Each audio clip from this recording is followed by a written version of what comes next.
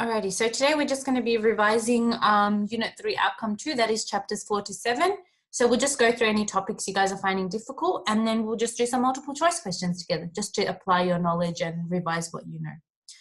So on that note, let's see if I can go forward. Yes. Oh yeah, before we do that, so obviously I know you guys are used to the tiles on the school box where we make those like pretty tiles with the pictures on them and like week 7, week 8, week 9, and those are easier, I know, to navigate, but the school has decided that we have to move away from tiles and use something different now called the course outline.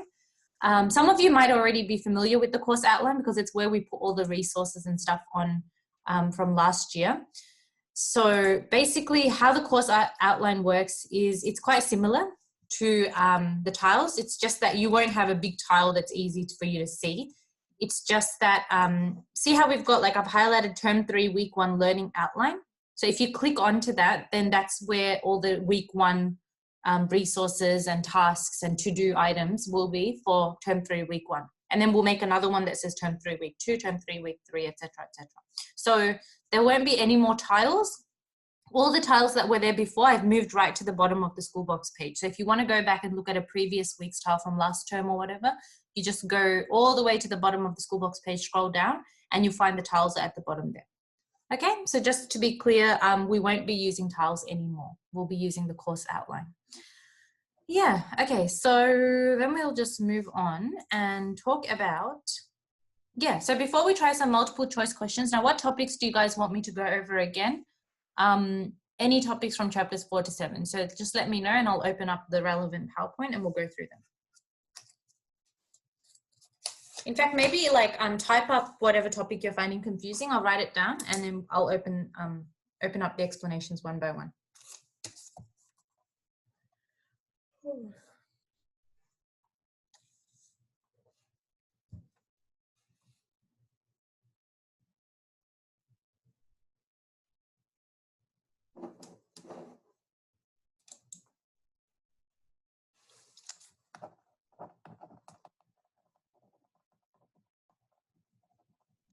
Miss?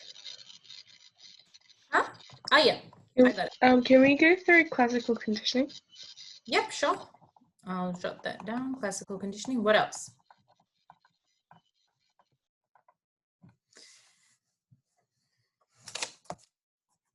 What other topics? So chapters 4 to 7. So just go through your PowerPoint or the study design, see which topics were confusing for you or that you continue to find a bit difficult, and then we'll just go through them again in a little bit. Miss? Yep. Can we do brain regions involved in memory? Yep. Thank you. No worries. Okay, so brain regions involved. Yep, what else?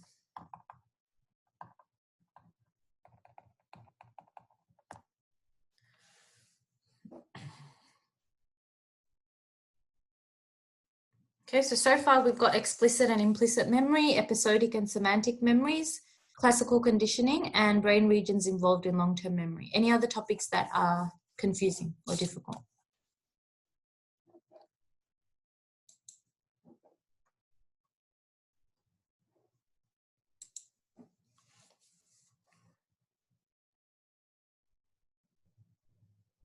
Yep, so sensory memory, different types of sensory memory, yeah.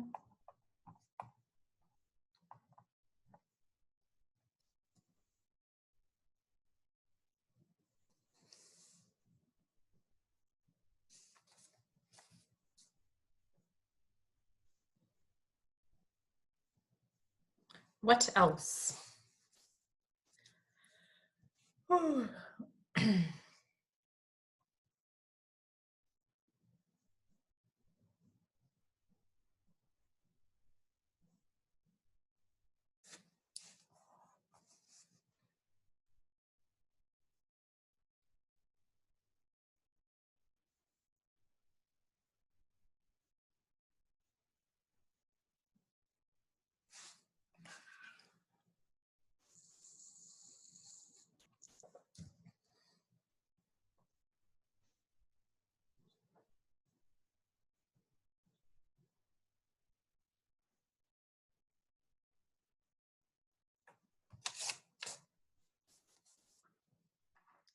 And maybe we'll just get started then. And if you have any topics that come up, just put them in the chat box anyway as we're going through, and then I will open that up as we go.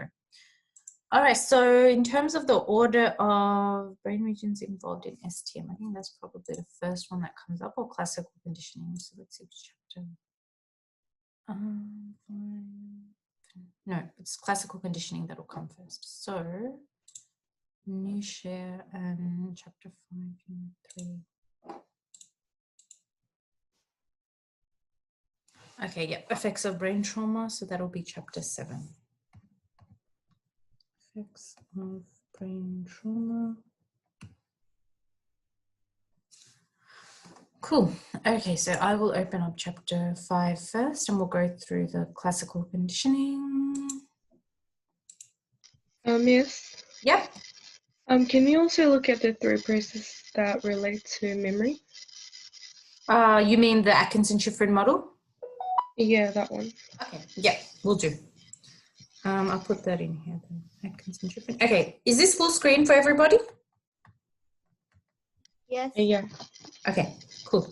All right, so classical conditioning is basically a theory of learning where we're basically repeatedly associating or linking 2 different stimuli or events. So usually this is a neutral stimulus, and you're pairing or you're repeatedly linking it with an unconditioned stimulus. So in Pavlov's study, the neutral stimulus was the bell, because a bell doesn't naturally cause a dog to salivate in a normal situation. So it's a neutral stimulus. It would, on a normal circumstance, it would produce no response.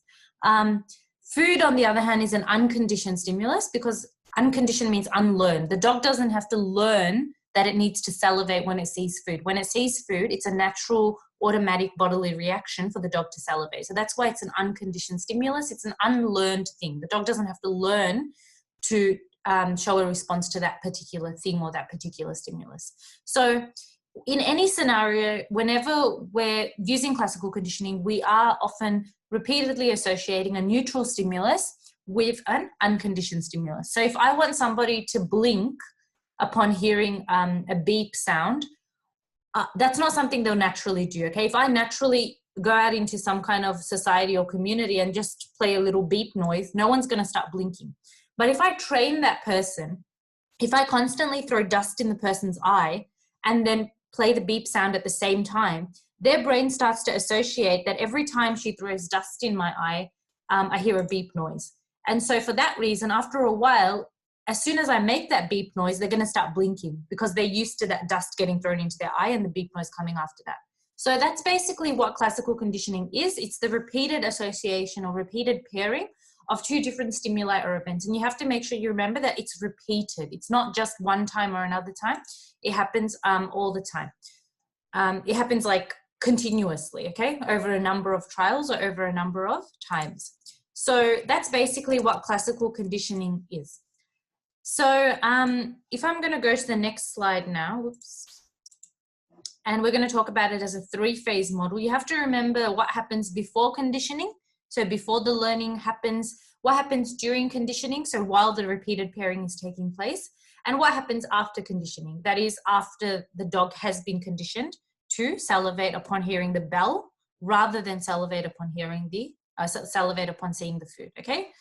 So these are basically a very simplified version of what happens in the process, in the conditioning process, with reference to Pavlov's study. Okay, but remember, it's not just important for us to know Pavlov's study. We need to be able to take the basic ideas of his study, all those unconditioned stimulus, neutral stimulus, those words, and we need to be able to apply that to other scenarios, because it's very rare that you're ever going to be asked about Pavlov's study. It's usually going to be new scenarios and new case studies and new kind of situations. So on that note, we've already watched this in class, but yeah, you can watch this again probably through your PowerPoint. So obviously when we're looking at classical conditioning as a 3-phase process, we're looking at it before, during, and after, and there's a simplified version of this in a few slides. I'm just going to keep going. Okay, so when we're talking about the elements of classical conditioning, if you're ever asked in a question to use the elements of classical conditioning or to talk about the language used in classical conditioning, you have to use these words here. So words like neutral stimulus, unconditioned stimulus, unconditioned response, conditioned stimulus, and conditioned response. And the reason I've grouped these together and put a little bit of space between all of them is that more or less they do produce one another. So the unconditioned stimulus produces the unconditioned response. So you just got to match those abbreviations there. And similarly, the conditioned stimulus produces the conditioned response, okay? So it's always, you just got to match up those words there because they produce, they're related to each other and they're linked to each other. So what do these words mean then? Like I said before, an unconditioned stimulus is an unlearned stimulus. So that means that it's any stimulus that produces some kind of natural response that the dogs don't have to learn how to do, okay? They don't have to train themselves and work hard in terms of how to show a response to the stimulus. So for a dog, an unconditioned stimulus for Pavlov's dog would be the presentation of food, okay? So obviously when a dog sees food, it's going to start salivating, okay? If you're really hungry and you see food as a human being, you're going to start salivating, but obviously not like salivating, like drooling on the floor and causing a puddle, but like your salivary glands are going to get activated, okay? So that's a natural response, and we can't really stop that from happening because it is a reflexive response. Okay, and that reflexive response is called the unconditioned response because unconditioned means unlearned. An unlearned response is, in very simple words, a natural response. It's an involuntary response. It occurs reflexively because we don't have a lot of control over it. And like I said before, these two are connected. So each time the UCS, the unconditioned stimulus, the unlearned thing, which is the food, is presented, we will see the unconditioned response happen every time that food is presented, okay? The neutral stimulus is important for us to know because the neutral stimulus is what actually transforms from producing no response in the organism to then producing an actual response after a lot of repeated association occurs. So neutral stimulus does not produce any naturally occurring response in a normal situation. So obviously for the dogs, the neutral stimulus was the bell or the ringing of the bell. And like I said before, when we were doing these scenarios in class, the neutral stimulus and the conditioned stimulus are basically the same thing in terms of the actual scenario. So the conditioned stimulus is still going to be ringing of the bell, but now the dog has been trained, or the dog has learned, conditioned stimulus means learned stimulus, to salivate when it hears the bell. So the bell is now, it's now transformed from being a neutral, no response kind of item or thing to now actually causing some kind of response. And that response is the learned response because this response doesn't come naturally. We've got to train the dog over repeated trials to show this response. So the learned response is basically the response that the dog is repeatedly associated and trained to basically show. Okay, so no dog in any world will ever naturally salivate upon hearing a bell. It's the training that we give these dogs that causes them to then salivate when they hear the bell. Okay, so obviously the conditioned response and unconditioned response, the basic response is the same. So you can see both dogs are salivating, but now the reason that that response occurs or the due to part is different. With the unconditioned response, the salivation was due to food. With the conditioned response, obviously it's been trained to show this response, and now the salivation is due to the bell, okay? Because the bell is the conditioned stimulus. So that's going to be the reason or the thing that causes the salivation in the conditioned response. So those are basically your elements of classical conditioning. And if you can understand these elements, your life will become a lot easier in terms of answering these types of questions. So anyone have any confusions about these elements?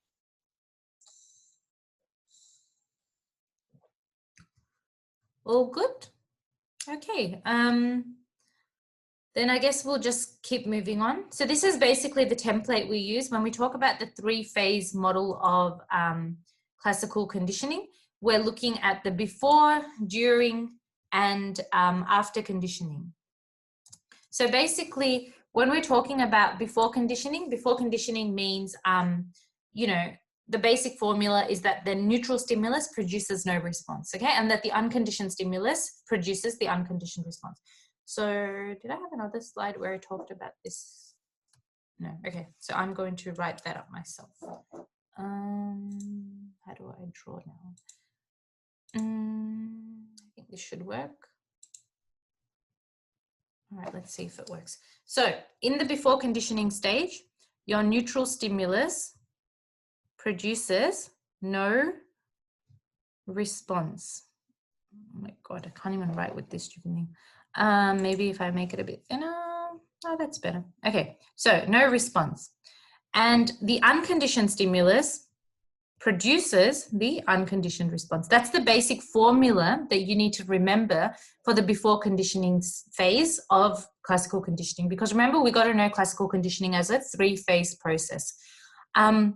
So that's your basic formula for before conditioning. In the during conditioning stage, you're going to say that the neutral stimulus is repeatedly associated with the the neutral stimulus is repeatedly associated with the unconditioned stimulus. So there's a repeated association. So association. Okay. And then obviously by the end of the during conditioning stage, the neutral stimulus will become the conditioned stimulus. And the after conditioning stage is just that the conditioned stimulus has now obviously come to existence, and now the conditioned stimulus produces the conditioned response. So that's basically, in a very kind of ugly, simplified version, that's basically what the formula for each phase is. Okay, you need to know these, because when you get a question that asks you to talk about a scenario in terms of a 3-phase process, remember I told you the first thing you're going to do is list down all the UCS, UCR for that scenario, and then you're going to use these formulas for each of the phases to write your answer. Okay, and that's the easiest way to go about doing it, and the most systematic way that's going to cause less panic and less stress for you. Alrighty, so that's basically it for that one. So let's move on then to the next bit. With the processes of classical conditioning, yeah, you do need to know them. I think most of them are pretty straightforward. So obviously stimulus generalization is when the dogs would salivate for any similar stimulus or similar stimulus that was similar to the conditioned stimulus. So if the dogs salivate when they hear a dinner bell, they might salivate when they hear a doorbell. Okay, so that's basically generalization. It's broadening the stimuli. Discrimination is when you are keeping the stimuli very specific. So if the dog only salivates to the dinner bell, the dog's not going to salivate when it hears a doorbell. So it's discriminating, it's isolating, or it's specifying only that it will only show that response of salivation to the conditioned stimulus and to no other stimulus in that environment. Okay, so in real life, a person might be scared of a pit bull because they got bit by a pit bull when they were young, but they might not be scared of a border collie or a chihuahua or a poodle or any other type of dog. So that's what stimulus discrimination is. Extinction is obviously when we see a gradual decrease in the strength of that conditioned response or that learned response, because the UCS, or in Pavlov's case, the food is no longer presented. So how that might look like is that with Pavlov, he might ring the bell but not show the food. And he might ring the bell but not show the food. And he might do this over a number of days. And eventually that association that the dog has made, that every time the bell is rung, the food is shown, that starts to get undone, or that starts to get reversed, okay? That's what extinction is. Spontaneous recovery is that, okay, the dog's decided, yep, Pavlov never shows me the food anymore. He just rings that stupid bell. And the dog has decided, okay, yep, this association between those two events is reversed or undone in my brain. But then one fine day, the dogs hear the bell and then they start salivating out of nowhere. Okay, that's called spontaneous recovery, because it's the spontaneous or the sudden and kind of unexpected recovery or reappearance of that conditioned response, which we thought had been extinguished, or we thought that response was now extinct. It kind of shows up one day. Obviously, if a conditioned response shows up again during using spontaneous recovery or in the spontaneous recovery process, that doesn't mean that it's just shown up forever. And a lot of the time it's temporary, okay? And it doesn't always occur in the first place. It only happens sometimes. So that's spontaneous recovery. Obviously, don't forget the due to part with the responses. Yeah, that's about it, I think, for classical conditioning. Cool. So we can move on to the next topic. Any other questions about classical conditioning? Just put them in the chat box and then I will answer them.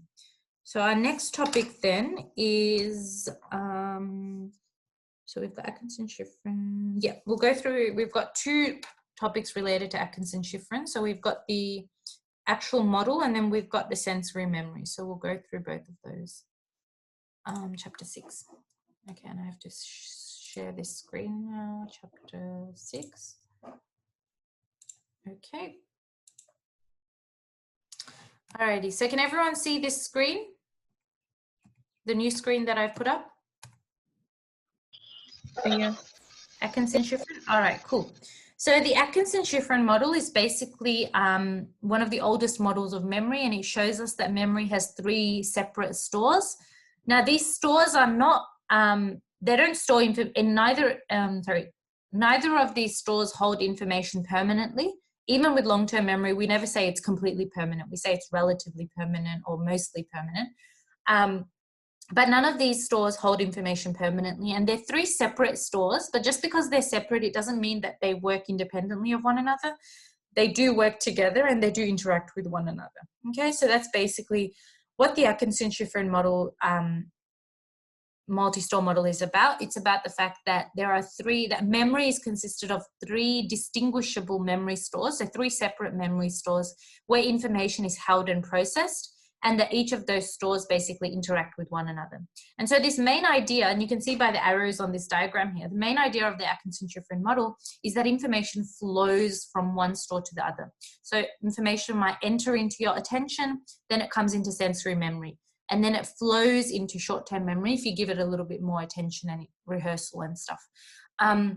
If you continuously try to rehearse and put this information from short-term memory into your long-term memory, and you pay a lot of attention to it in this stage, it will then move into long-term memory.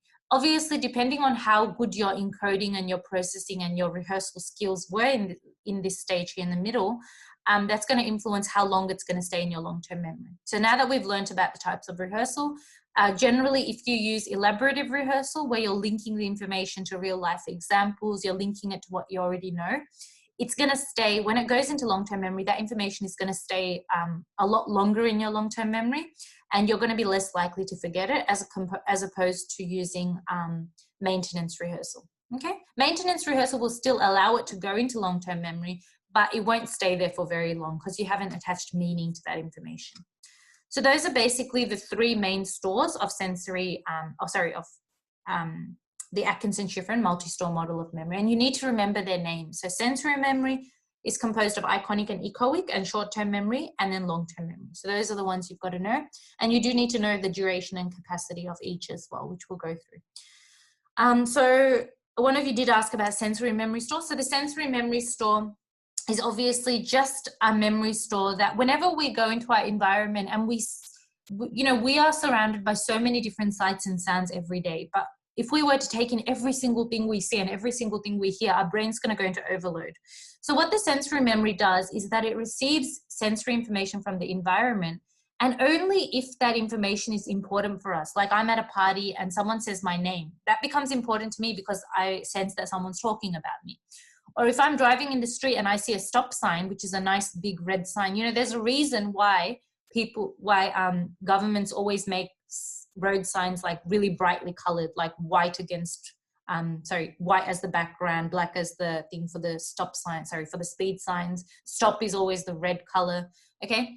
These are meant to be there so that our attention automatically directs itself to that sign or to that sight in our environment, and that will then come into our sensory memory, and we'll become aware that, I need to stop the car. So sensory memory is just there for any kind of important sight or important sound to come into and temporarily stay there, okay? And if we think that, okay, this is actually really important, so if I hear my name at a party and I decide, okay, I want to listen a little bit more to what they're talking about, what they're saying about me, I might then pay more attention to that sensory information, to that sound. And that sound then moves into my short-term memory. So that's basically the kind of flow of information that we see.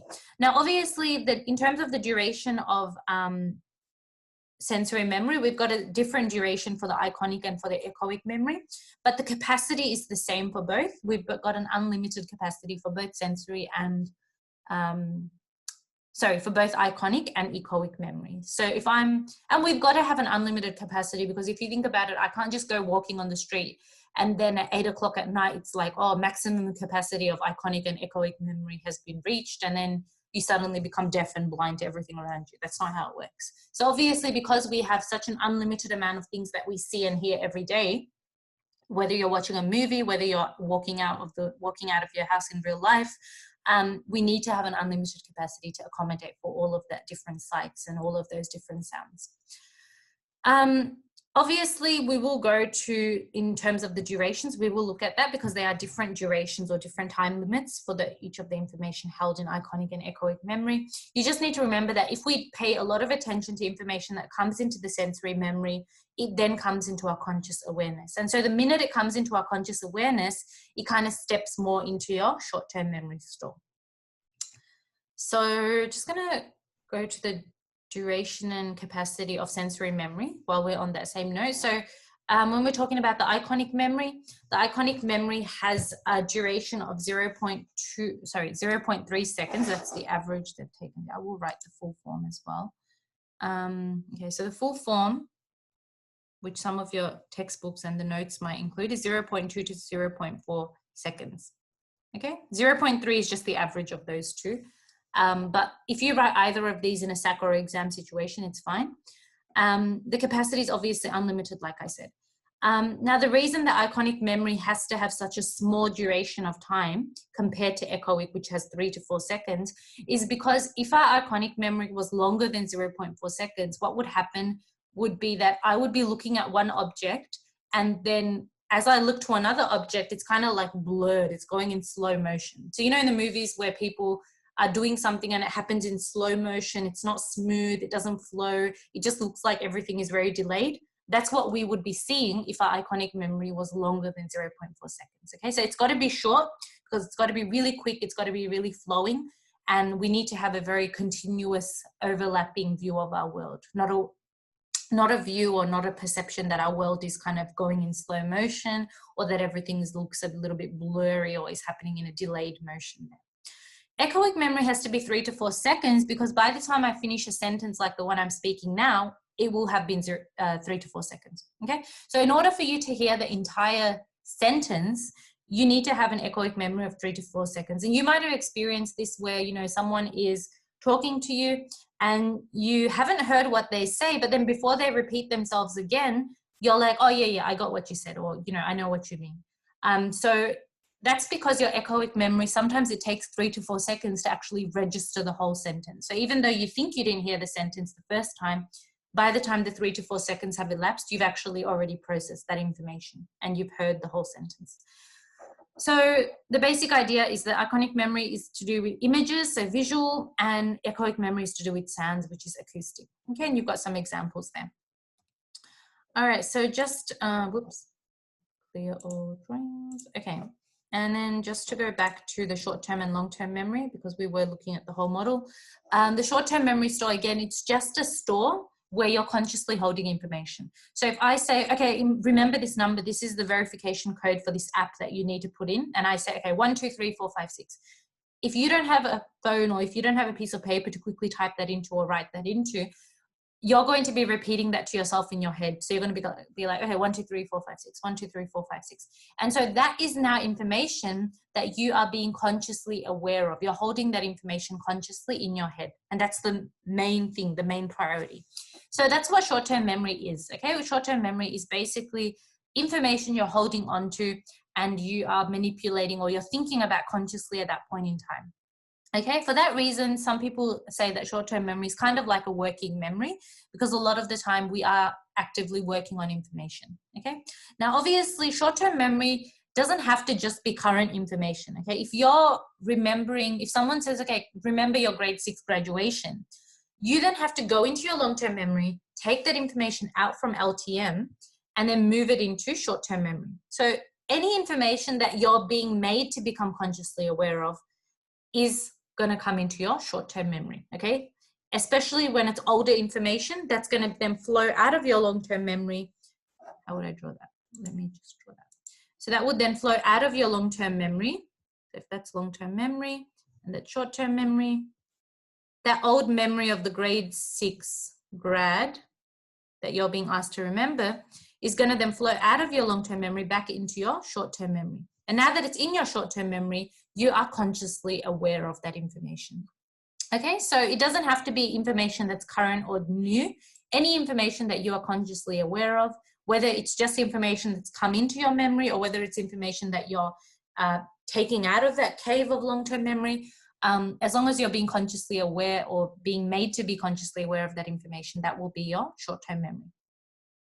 Now, we know that information can be displaced from our short-term memory. So obviously, if I give you a list of numbers and I give you 20 numbers, you're probably going to remember the first 7 to 9, and you're probably going to forget the rest of those, 11 to 13 numbers there.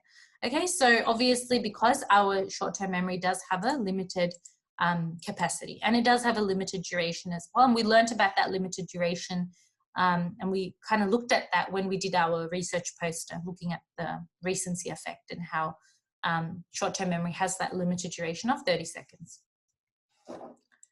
Okay, probably the easiest store is the long-term memory store because its capacity is unlimited and its duration is relatively permanent. So there's no numbers you have to actually remember for the long-term memory store. The long-term memory store is like a cave, but it's not like a messy cave where all the information is everywhere.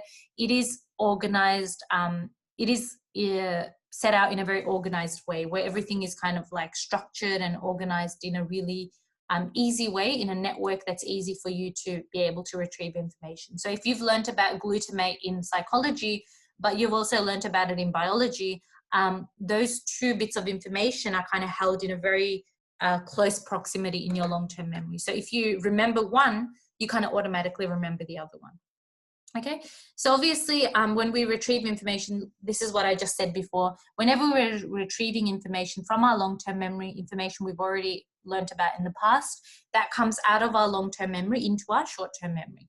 So whenever you get a question, you've learned about all the topics from chapters 4 to 7 for the SAC, and on the SAC there's a question about Loftus. Okay, you're going to go into your long-term memory, take all the Loftus related information out, and that comes into your short-term memory. So you're consciously aware of that information to do the question. Okay, once you're done with that question, that Loftus information goes back into the long-term memory where it belongs. All right, and the reason we say that memories stored in LTM have a relatively permanent duration rather than saying absolutely permanent is because obviously we know long-term memory can be forgotten. So long-term memories can be decayed because of time. Okay, 100-year-old person is not going to remember their 12th birthday party as well as you are, because it's been a lot of time since they were 12 years old compared to you guys. Okay, so obviously that is what we say as relatively permanent. Okay, we can't ever say a memory store is absolutely permanent because we know that memories can be forgotten, fragments of memories can be displaced or kind of like disappear as well, okay, as we learned about in Loftus's reconstruction and all that stuff. Cool, so that is our Atkinson-Shiffrin model. So hopefully everyone is clear about that. Okay, now what's the next topic we've got to go through? Okay, we need to go through brain regions. I think brain regions was on the same, oh yeah, okay. So brain regions involved in the storage of long-term memories. Okay, so when we're looking at brain regions involved in the storage of long-term memories, we're basically talking about long-term memories and what are the different parts of the brain that store these particular long-term memories. Okay, so we've got 4 main regions. We've got the cerebral cortex, which is basically your lobes of the brain. We've got the hippocampus, we've got the amygdala, and we've got the cerebellum. Okay, so next. So our cerebral cortex is basically our brain lobes. So in terms of your memory, the frontal lobe and the temporal lobe have a big role in terms of your explicit memories. Okay, so episodic and semantic memories are usually held in your prefrontal cortex, which is your frontal lobe, and it's also held in your temporal lobe because your temporal lobe obviously is where your hippocampus is stored, okay, or your hippocampus is located. So in terms of the brain lobes, you need to understand that the frontal lobe has a role in episodic and semantic memories, and the temporal lobe has a role in episodic and semantic memories as well. The parietal lobe doesn't really have any major role in terms of memory, but your occipital lobe and your temporal lobe do have a role. The temporal lobe again has a role because it's also not only related to memory because it stores the hippocampus, but it's also related to hearing, right? We say that the temporal lobe is located above and around each of your ears. And so it's related to your ability to hear things. So all the different sounds that you might have heard in a memory, all the different kind of acoustic related or sound related information will be stored in your temporal lobe, okay? And this is why people who are like clinically deaf or people who are legally blind when they think about a memory, they don't actually, like blind people don't actually see the sights, okay? They've got to make them up basically with their own imagination, but they don't actually have, they can't visualize what happened, okay? Because they couldn't see what had happened in the first place when they were living through that memory or living through that event. Same thing with temporal lobes. So people who have a damaged temporal lobe or damaged auditory cortex who can't hear, they will not be able to recall or think about what kind of sounds were happening in a particular memory, okay? But in all other healthy kind of people who are able to hear and see, when you look back to a memory like, I don't know, like a graduation, you might remember the sound, or you might remember the song that you had to sing for your grade 6 graduation. You might remember, you know, the song that was playing at a specific party that you went to or whatever. Okay, so basically, you might remember the dress that someone was wearing at a wedding. Okay, so that is basically what we talk about when we talk about the cerebral cortex having a role in both your sights and your sounds related to memory, okay? So when you're recalling the sounds of a particular memory, that's your temporal lobe. When you're recalling the sights of a particular memory, those sights are stored in your occipital lobe. Alrighty, so then we look at the hippocampus and the amygdala, okay? And obviously these are important because although they are located next to each other, they do have kind of different roles when it comes to memory. So firstly, our hippocampus, there's a lot of information on this page, but you just really need to remember that the hippocampus, let me just see if I can get this thing. Yep. Okay, so the hippocampus has a big role in explicit memory. Okay, explicit memory means episodic and semantic. Episodic and semantic. And it's really important that you are able to classify what do we mean by explicit memory? What do we mean by implicit memory? Okay, so the first main role that the hippocampus has or it's involved in is that it's involved in the storage of explicit memories, which are episodic and semantic memories. And the hippocampus works with your frontal lobe to store these memories, okay? So it's not just stored only in the hippocampus, the frontal lobe also has a role. And now the hippocampus also has a role in spatial memory. So remember that study about the London cab drivers, because they drive around a lot more, because they give people directions a lot more, and their whole job is based on driving from one place to the next. They've actually got a bigger hippocampus in their right side of their brain compared to the normal population. So that shows us that they've got a good spatial memory. Spatial memory means their ability to memorize like directions to places, okay? It's not their ability to physically navigate because that's the role of the cerebellum. Yeah, so that's about it. And the other thing you have to remember is the consolidation part. So already from chapter 4, you know that the hippocampus has a role in the consolidation of emotionally arousing memories. It has a role in basically consolidation of all memories, regardless of whether they're emotionally charged or just general memories, okay? So the hippocampus has a main role in storing explicit memories as well as consolidation. So don't forget that word consolidation. That is basically the solidifying or the strengthening of an event or experience so that it's strongly fixed or strongly stored into your long-term memory. Correct, yeah. So both the cerebral cortex, specifically when we're talking about the cerebral cortex, we're talking about the frontal lobe, not all the lobes. So the frontal lobe and the hippocampus are the ones that store the explicit memories. That is episodic and semantic.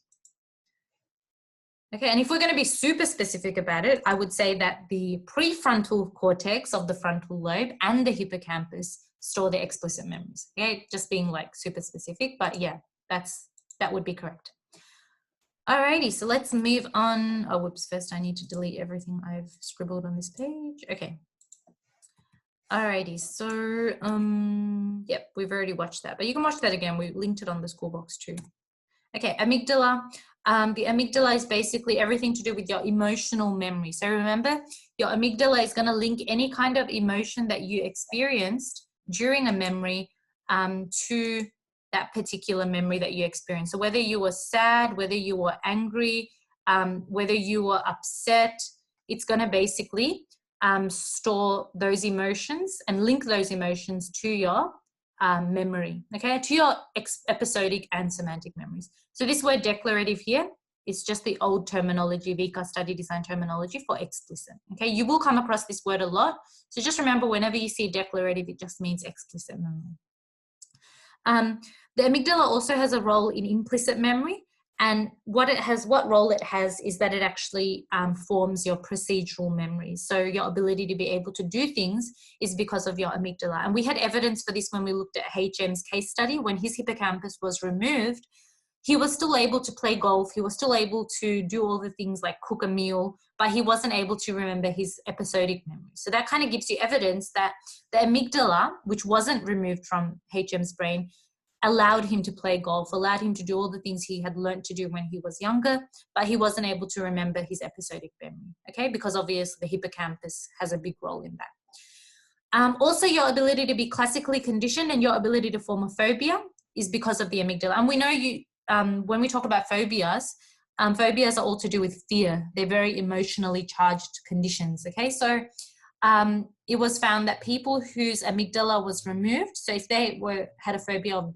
bees or spiders or whatever, if you put a spider or a bee in front of them, but their amygdala was removed, they didn't actually show a fear response or that typical phobic response. So they knew that they probably should be scared of that thing in front of them, but they didn't show the actual fear response. So that shows you what kind of a role the amygdala has in terms of linking fear to specific memories and in terms of even showing fear and showing those emotions.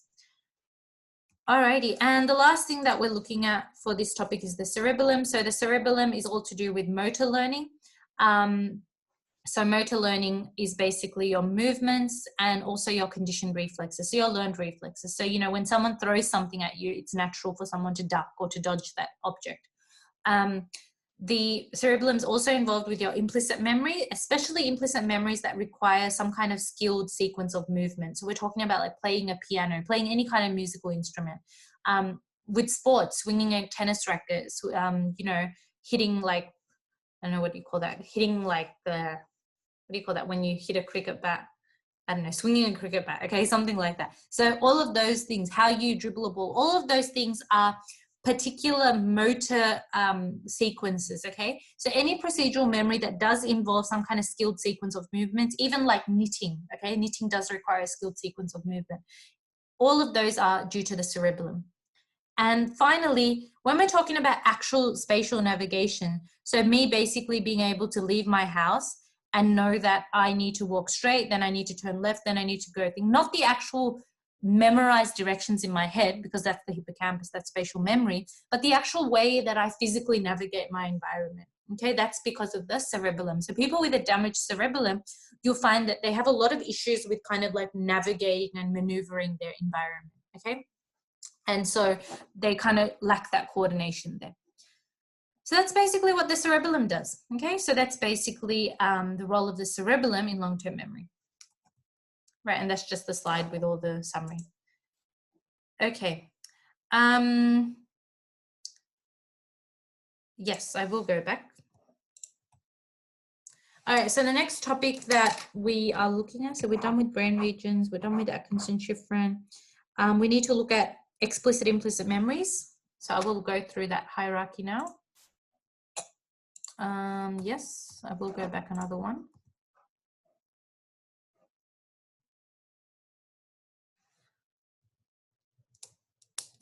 Okay, so we'll look at explicit and implicit memories now. So I'll just, I don't know where I'm supposed to, that was chapter, I think it was this chapter actually, so I can probably just go back a little bit. Alrighty, so here we go. So basically, when we're talking about explicit and implicit memories and then episodic and semantic memories, this is just the breakdown of the long-term memory structure. So when we're talking about how long-term memory is organized, remember I said long-term memory is like a cave, but it's not just a cave where we just chuck in information whenever we want. It's like, you know, you can compare it to like a wardrobe, okay? If you're just like, if you open your wardrobe and everything is everywhere, and you know, you've got like your socks in your leggings drawer, or you've got like, you know, your pants in your dress drawer or whatever, like everything is everywhere and it's so hard for you to find everything, which is basically like my life. You'd want it to be a little bit organized, okay? So you would want it to be like you have one type of clothing item in one drawer. You've got your socks in a specific shelf. You've got your shoes, or no one puts their shoes in their cupboards, I guess, but like, you've got your dresses hung up in one side of your wardrobe, okay? And you've got your, I don't know, skirts or whatever hung up in another side of the drawer. Something like that, okay? So obviously it's going to be organized, right? It's going to be easy for you to find things. In the same way, our long-term memory also has a very sophisticated organization, okay? Everything is categorized, and all your memories are categorized according to what the memory signifies. So with our long-term memory, first of all, it's divided into explicit and implicit memory, okay? I told you another word for explicit is declarative. So if you see that word, just know that it means explicit, okay? And if you see the word non-declarative, well, then it means implicit. Your explicit memory is basically memories that we can talk about to other people. That's why I put this little cartoon picture of a girl talking with another person. So explicit memories are memories you can talk about, because if you ask me to describe what my first year of teaching was like, I can explain that to you. I can talk about it to you, okay? I can use words and I can communicate that information, although that is an episodic memory for me.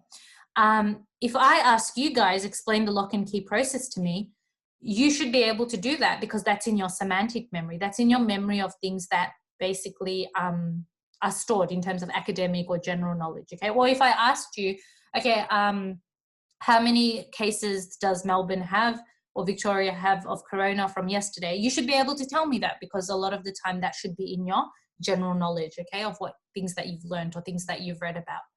Then we move on to the other side, which is implicit memory. So implicit memory are memories that are a little bit more difficult for you to talk about, okay? They're related to things that you can do, like, for example, writing, okay? Writing, it's really hard for you to tell a 4-year-old kid that this is how you're going to write, follow these instructions, and you should be able to do it, okay? But it's easier for you to then sit with them and, you know, them to hold the pen in their hand, give them a piece of paper, and to practice those motor movements related with writing. Okay, so obviously implicit memories are memories that occur without awareness, because they're usually things that we can't talk about very easily, but they're easier for us to act out or do or be involved in. So like I always give you guys the example of the girl riding the bike. If I was to give this girl a 2,000-word essay about the steps of how to ride a bike, she would never be able to ride a bike, okay? But it's important for her to be able to actually get on a bike and actually ride around her backyard or ride around her street, so that she gets an idea of how to do this, okay? And it's easier to show someone how to do something than it is to explain to them the specific steps of how to do it, okay? It's like kind of like why sometimes you might get a recipe when you want to cook something online and you follow that recipe exactly how it should be, but still it doesn't turn out exactly how the people on the website said it would be, okay? Because sometimes there are extra steps or extra kind of little kind of like extra technique related things that you need to be able to do that only come from you attempting that recipe a number of times, okay? Same thing with riding a bike. No one is going to be perfect at riding a bike the first time. It takes practice, okay? And it takes practice by doing the actual thing, not just by reading about how to do it. Classically conditioned memory. So obviously classically conditioned memory, if Pavlov's dogs were humans, it would be very difficult for them to explain what was happening to them. They would just probably say, one day I was salivating to my food, then I was salivating to a bell. Like, it would be hard for them to explain the process happening to them, especially because the processes involved or the reactions or responses involved are very much reflexive or automatic in nature, okay? So that's what the classically conditioned memory is about. And so that's basically a breakdown of the organization of long-term memory. So one of you asked specifically for the distinction between episodic and semantic. So the distinction is that episodic memories are memories related to our lives, related to events that we've gone through in our lives. So we can look at them as kind of like little chapters of our lives or little episodes of our lives, like your 15th birthday party, your grade 6 graduation, I don't know, you know, when you finish your 12, like when next year it'll be like, you know, your 12 graduation, all that kind of stuff.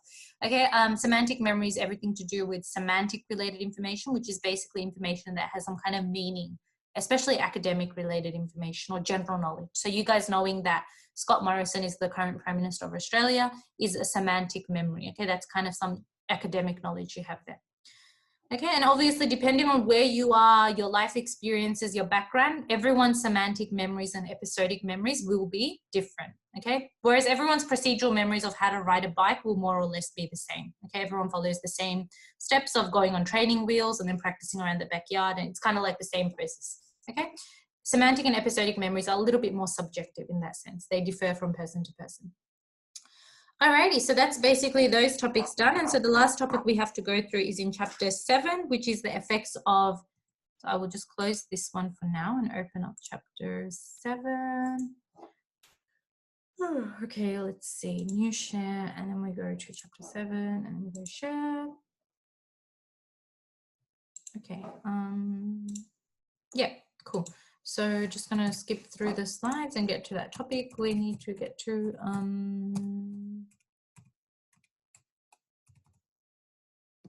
Oops, yep, here we go.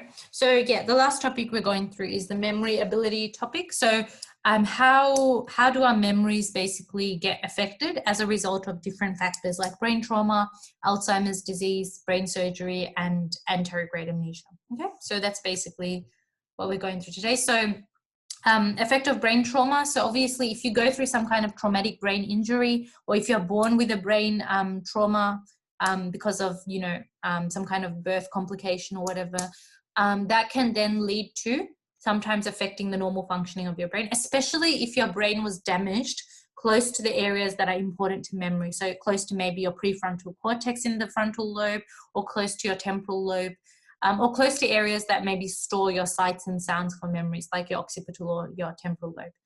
Okay, so obviously you just need to know that brain injuries can come out or come to be as a result of different factors. Okay, so you can be born with it, and we call that congenital, or you can be exposed to it through some kind of environmental factor or environmental agent, like if you're using drugs, or if you're drinking a lot of alcohol, or if you later in life develop a neurodegenerative disease like Parkinson's disease or Alzheimer's disease. So you do need to know the difference between traumatic and non-traumatic. So non-traumatic just means that it's not traumatic. It's not actually by environmental trauma, but it's something that's happened inside your body. So it could be a stroke, could be an infection that you had at birth. Traumatic is when it's an external force. So someone punches you in the head, you're in a car accident, you are part of, like, you're in a building when a bomb goes off or something like that, you fall down and you hurt your head. External. Okay, so traumatic is some kind of external outside force. Okay, when we're looking at anterograde amnesia, remember the word anterograde starts with the letter A and the word after starts with the letter A. So you just need to remember that anterograde amnesia is to do with the loss, because amnesia means loss of memory, yeah? So anterograde amnesia is basically the loss of memory, so the amnesia for things that happen after the injury. So we're looking at that letter A there, okay? A for after. And so a lot of the time, anterograde amnesia, or how anterograde amnesia comes about, is that people who have anterograde amnesia usually have sustained some kind of head injury, or they have developed Alzheimer's disease. So just remember, A for Alzheimer's, A for the fact that most people with Alzheimer's will develop anterograde amnesia as well. Okay, now usually how you get anterograde amnesia is because of damage to the hippocampus. Okay, so when HM's hippocampus was removed, he actually did develop anterograde amnesia as well. Okay, now it's kind of same thing with, same as the example of HM. When you're talking about anterograde amnesia, you can still remember older episodic and semantic memories, but in terms of newer memories, they're a little bit more difficult for you to remember. So if someone new comes up to you in the hospital once you're recovering after you've had the accident, you won't remember that doctor's name, or you'll constantly have to ask them their name because they're a new person to you that came up after the injury, and you don't remember who they are because you can't store new semantic memories or new episodic memories. Obviously, as is the case with most brain injuries, our ability to form new procedural memories is not affected. So someone with anterograde amnesia, while they're in hospital or after they've recovered, they can still learn how to sew, they can still learn how to ride a bike or cook a specific recipe. It's just that those episodic and semantic memories, in terms of forming new ones, is profoundly affected. Okay, and there's a lot of media and a lot of popular culture references to anterograde amnesia as well, okay? So like Dory, she can remember like her older events, but in terms of forming new events, she always has to ask Marlon what he just said, or, you know, what they're supposed to be doing, kind of thing. Yeah, so that's anterograde amnesia. Okay, it's an inability to form new semantic and episodic memories that occur after that brain injury. That's why they're new, because they occur after the brain trauma. Okay, So then we're talking about, obviously we've talked so much about HM, so I'm not going to go into him in too much, like, too much detail, but when we're talking about brain surgery, the main brain surgery example that we see is the removal of the hippocampus with the HM case study. So we obviously know that when HM's hippocampus was removed, he was not able to form new long-term episodic and semantic memories, hence he showed anterograde amnesia. And obviously, in terms of his other memory abilities like working memory, short-term memory, procedural memories, all of those were perfect. They were not affected at all. Okay, so the only things that were affected for HM when his hippocampus was removed was his ability to form new long-term episodic and semantic memories. But his older episodic memories or older semantic memories were still well remembered or well recalled. So he would still be able to remember his like wedding day or his childhood memories, but he wasn't able to remember anything that happened after the accident, or sorry, after the removal of the hippocampus, after the surgery. Yeah. When we're talking about other brain areas that might be removed through surgery, when we're talking about the amygdala, so the amygdala, if you remove the amygdala, those emotional qualities of your memories like fear and anxiety might be affected. When we're talking about your cerebral cortex, well, it depends on when we say lobe-specific memory deficits, that really means like it's dependent on which lobe of the brain is damaged. So if I remove your temporal lobe, you're going to have more issues with remembering emotional parts of the memory. Okay, if I remove your frontal lobe, because the frontal lobe has a big role in language, you're going to have poor recall for language-related material in a memory. Okay. And obviously, if your cerebellum is removed, any movement-related processes, any spatial navigation-related processes, anything to do with classical conditioning responses will be affected. Okay, so that's just basically, just learn one example for each. That should be enough. When we're talking about Alzheimer's disease, obviously Alzheimer's disease, like Parkinson's disease, it's a neurodegenerative disease, which means there's a progressive degeneration or death of neurons or neural tissue, which leads to obviously poor functioning in terms of memory and poor functioning in terms of cognitive functioning too. Now, obviously in Alzheimer's disease, the main way in which a person develops Alzheimer's is because of a stroke. So a stroke leads to a rupture of an artery or a kind of vein going to that particular part of the brain, and then that leads to a damage of neural pathways and neural connections in that area, and so that leads to automatic memory loss. But that's not the only memory loss that occurs, okay? Because Alzheimer's disease is progressive, there is a little by little kind of like process of brain shrinkage and of brain degeneration or destruction there, okay? And we can say that the three main features or the three main kind of effects of Alzheimer's disease are the formation of toxic amyloid plaques, which you can see here in this picture here. So if I just annotate this, yeah.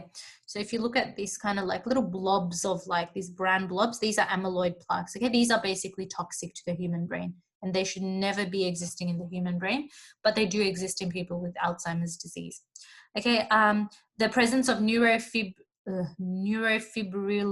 tangles, okay? So you can see that inside a healthy neuron, you haven't got any tangles, it's all kind of clean, but inside the Alzheimer's patient's brain, there are like little micro tangles that you can see there, okay? And those tangles, what they do is, in the same way that when your earphones get tangled and it's hard for you to kind of think and it's kind of interfering with your ability to listen to whatever you're listening to, neurofibrillary tangles actually disrupt cell functioning, okay? And they basically cause interruptions to the messages that are being sent. And finally, an important neurotransmitter you need to know, acetylcholine. Acetylcholine is basically a type of neurotransmitter, very important for memory and learning, although we haven't learned about it as much as glutamate. And it's found to be abnormally low in patients with Alzheimer's disease. Okay, so these are your three hallmark features. So if I ever ask you for two, you just name any two, okay? Toxic amyloid plaques, neurofibrillary tangles, and abnormally low levels of acetylcholine. Those are your three main hallmark features. So obviously when we're talking about memory impacts with patients with Alzheimer's disease, their episodic memories are the most significantly affected. So a lot of the time, if you ask an old person who's got Alzheimer's disease, do you remember your wedding day? And they'll be like, no, I don't remember it. And, you know, after a while in the last few years of their life, they might not even remember who their wife is. And so even in this comic, although it looks funny that he's put a little sticky note that says wife, eventually this guy will actually not recognize his own children or his own wife or his own grandchildren, okay? And it comes to that point where the episodic memories of this person's face is, you know, my mother, or this person's face is my father. It's actually going to be kind of like destroyed or affected as well. Now, your other memory types are not as badly impaired, but they will eventually become impaired in the later stages. So your semantic memories, even your procedural memories, if you have Alzheimer's disease, will eventually get affected. In terms of which type of memory gets affected first, it's your short-term memory, okay? And this is why a lot of the time, if you watched a movie where there is a person that has Alzheimer's, you'll find that they're like, oh, why did I walk into this room? Or what was I supposed to be doing? Or why do I have a pen in my hand? What was I supposed to be writing? Okay. And they'll forget like little things that they were supposed to do and they planned to do it like a few seconds ago. They've just forgotten. Okay. And that's the clear early sign that Alzheimer's disease might be at play. All right. So that's about it. So we are basically done with all of your topics that you were confused about. If I, whoops, close that. And yeah, that's done. So that topic is done. Alrighty, so that basically brings us to the end of today. And as I had expected, we have gone over time by 10 minutes, but that's okay. I'm not going to get you guys to waste the rest of your holidays. I'm just going to end it here for today. I was planning to do some multiple choice, but it's okay. We'll probably do it in the first lesson next week. And then I'll get you to do the questions as well, probably next week. Are we going back to school week 2? Yes. So far, from what news I know, or from what we've been told, you will be going back to school in week 2, because we haven't been told if there are any changes to that, okay? I'm not sure, so don't quote me on this, but for now, that's what the plan is. So next week, week 1 is learning from home for year 11 and 12 and year 10. And then week 2 is supposed to be when we're going to school. I know, yeah, there is 90 cases. So again, it could change, okay? We are all hoping it will change. But yeah, for now, that is the thing. It probably will change. We'll just have to wait and see, okay? You will get updated on Schoolbox or whatever. If it does change, if I get any news, I will post that on the social stream as well. Yeah, but for now, just remember that school starts next week online. And you know that I will take online classes very seriously. So make sure you are ready. So your homework for today, your homework for the rest of the week is just to properly go through chapters 4 to 7. And basically, I've posted some Edrollo questions. I've just taken the test from Edrollo on the social stream. So if you can go through those questions, do those questions, and upload them via the due work, which I've put up on the top right hand side of the Schoolbox page. It's not compulsory for you to do it, so I'm not going to like put it into your marks or your SAC marks or whatever, but if you do it, it's good for you. I can mark it and give you some feedback on the due work platform itself, okay? So if you do it, it's better for you, but obviously it's not compulsory. Now next week in the first double period, we are going to, first single period, we are going to do those multiple choice questions that were planned for today.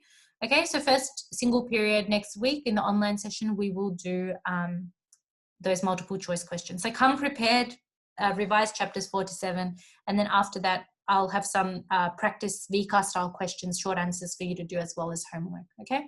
So for the rest of this week, not too much homework, just revising chapters 4 to 7.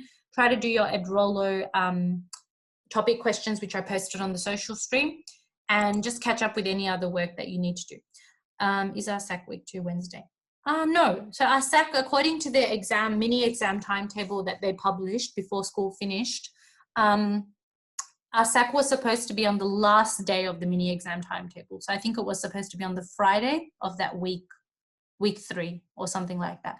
So I don't know if that's just going to be continued or just going to be shifted. We'll have to wait and see. Okay. So I think the mini exam timetable will be updated. So I don't know. But as soon as I know what date our our SAC is going to be, I will update that on Schoolbox, so I'll let you guys know. Okay. So don't stress. Cool. So I'm just going to stop the recording here.